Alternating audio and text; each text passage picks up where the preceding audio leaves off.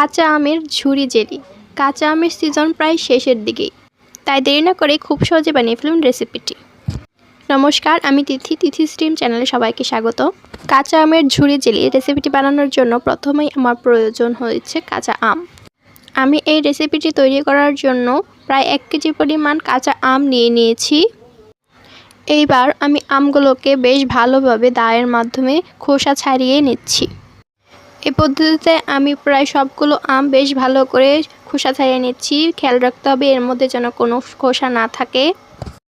তো দেখতেই পাচ্ছেন এখানে আমার সবগুলো আম খোসা ছাড়ানো হয়ে গেছে। এখন আমি আমগুলোকে পানি দিয়ে বেশ ভালোভাবে ডলে ডলে ধুয়ে নেব। এর মধ্যে যেন কোনো আঠা না থাকে বা কোনো ময়লা না থাকে।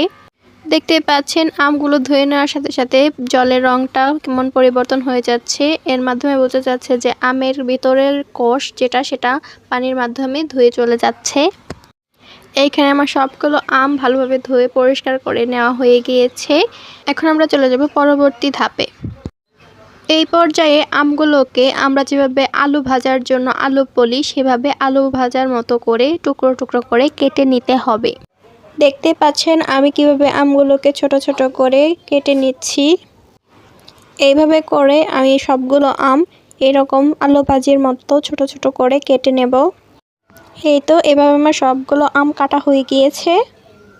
এবার আমগুলোর মধ্যে আমি 1 চা চামচ লবণ নিয়ে বেশ ভালো করে মেখে রেখে দেব, যেন এর ভিতরে টক পানিটা বের হয়ে চলে আসে।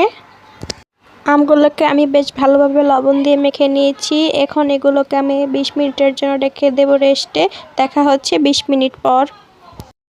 চলে আসলাম 20 মিনিট পর। এই তো দেখতেই পাচ্ছেন আমগুলো থেকে কেমন পানি বেরিয়ে আসছে এবং আমগুলো কেমন নরম হয়ে এসেছে।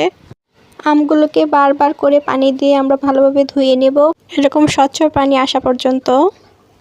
এ পর্যায়ে আমি একটি সুতির কাপড় বিছিয়ে নিয়েছি, যার মধ্যে আমি আমগুলোকে বেশ ভালোভাবে ছড়িয়ে দেব এবং রেখে দেব বেশ খানিকক্ষণ পর্যন্ত ফ্যানের নিচে, যেন এর অতিরিক্ত পানিটা উড়ে যায়। এখন আমি নিয়ে নিয়েছি একটি কড়াই, তার মধ্যে নিয়েছি 1 কাপ পরিমাণ চিনি এবং 2টি এলাচ, কিছুটা পরিমাণ দারচিনি, সাথে দিয়েছি একটি তেজপাতা। এইভাবে ভালোভাবে চিনিটাকে নাড়িয়ে চাড়িয়ে আমি শিরা তৈরি করে নেব।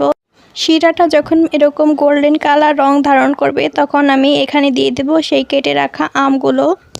মনে রাখতে হবে আমগুলো দিয়ে দেওয়ার পর চুলার হিট রাখতে হবে একদম লোতে, এবং এগুলো বেশি নাড়াচাড়া করা যাবে না, তা না হলে ভেঙে যেতে পারে। ঢেকে ঢেকে অল্প আঁচে রান্না করতে হবে।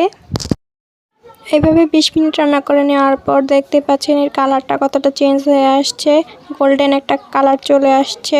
এই গোল্ডেন কালার আসলেই বুঝে যাবেন আপনার রান্নাটি হয়ে গেছে। এই কালার ছাড়াও আরও একটিভাবে বুঝতে পারবেন যে আপনার রান্নাটি হয়ে গিয়েছে। প্রথমে একটু খুন্তির মাধ্যমে এর রসটা নিয়ে 2 হাত দিয়ে চেপে চেপে দেখবেন, যদি তারের মতো তৈরি হয় তাহলে বুঝে যাবেন আপনার রান্নাটা হয়ে গিয়েছে। এটা নামিয়ে আমি বেশ কিছুক্ষণ ঠান্ডা করে নিয়েছি। দেখতেই পাচ্ছেন কতটা লোভনীয়, কতটা সুস্বাদু লাগছে। রেসিপিটি ভালো লেগে থাকলে লাইক, কমেন্ট, শেয়ারের মাধ্যমে পাশে থাকবেন। ধন্যবাদ।